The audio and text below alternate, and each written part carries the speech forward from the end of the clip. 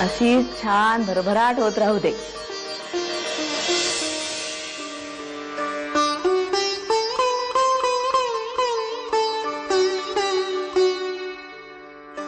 जरा राजे शिर्केंच्या मर्जीने झालं असतं तर आणखीन थाटामाटात झालं असतं नाही. नाही पण हे छान झाले.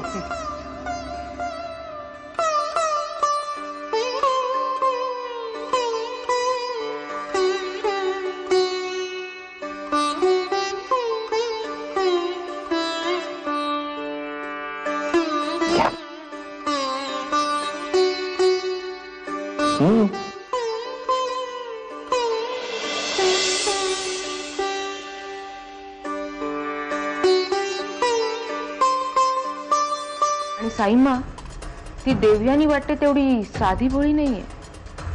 तिने विक्रमला या घरापासून, रक्ताच्या नात्यांपासून दूर केलंय. तुम्ही तिला या घरामध्ये स्थान दिलं नाही ना, त्याचा बदला घेते ती साईमा.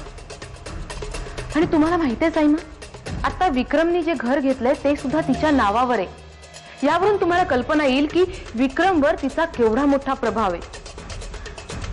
नताशा, तू काहीही सांगितलंस ना तरी आम्हाला खात्री आहे, एक ना एक दिवस आम्ही विक्रमादित्यांना परत घेऊन येऊ.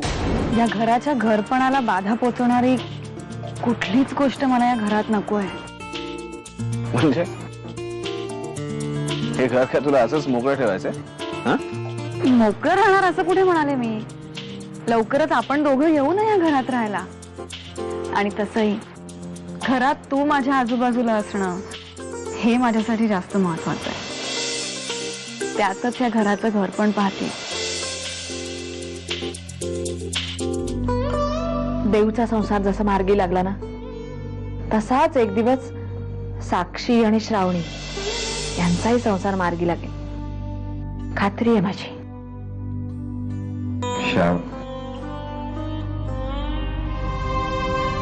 होईल वहिनी, तू म्हणतेस ना तसंच होईल. रोशनी, हा जो राज आहे ना, तर तुमच्यासाठी फक्त राज जरी असला ना तरी माझ्यासाठी मात्र मरण आहे, मरण.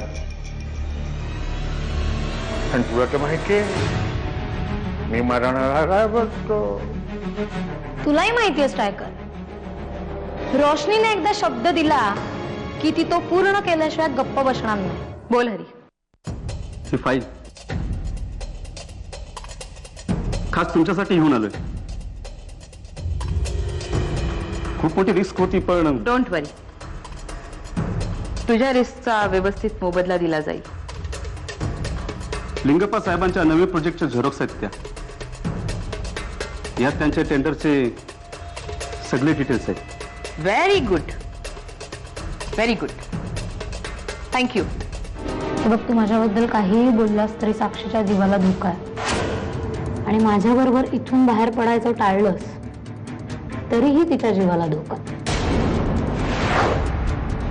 आता काय करायचंय ते तुझं तूच ठरव. Goodbye. देवाने, आम्ही खूप दिवसानंतर डायनिंग टेबलवर जेवायला बसणार. या कल्पनेनेच आम्हाला इतकं छान वाटतंय ना. तू घरी आलास की दोघांनी असं एकत्र बसून जेवण्यात मला जास्त आनंद वाटतो. म्हणजे आम्हाला कळलं नाही, डायनिंग टेबलवर आपण एकत्रच बसणार ना जेवायला? पण विक्रम, त्या थाटामाटात आपण 2 घास सुखाचे खाऊ शकू. आता ना याच्यातनं बाहेर पडते, बाहेर पड या विचारात. या गोष्टींकडे लक्ष देण्यापेक्षा ना स्वतःच्या करिअरकडे लक्ष दे. त्या वस्तीतली शाळा मोठ्या जागेत कशी घेऊन जाऊ शकशील याचा विचार कर. त्यासाठी प्रयत्न कर. बाहेर पड यातनं. ते तर मी घर सांभाळून सुद्धा करू शकते. विक्रम, जगात अशा कितीतरी स्त्रिया आहेत ज्या घर आणि करिअर दोन्ही मॅनेज करतात. पण आमची देवानी वेगळी आहे, खूप स्पेशल आहे.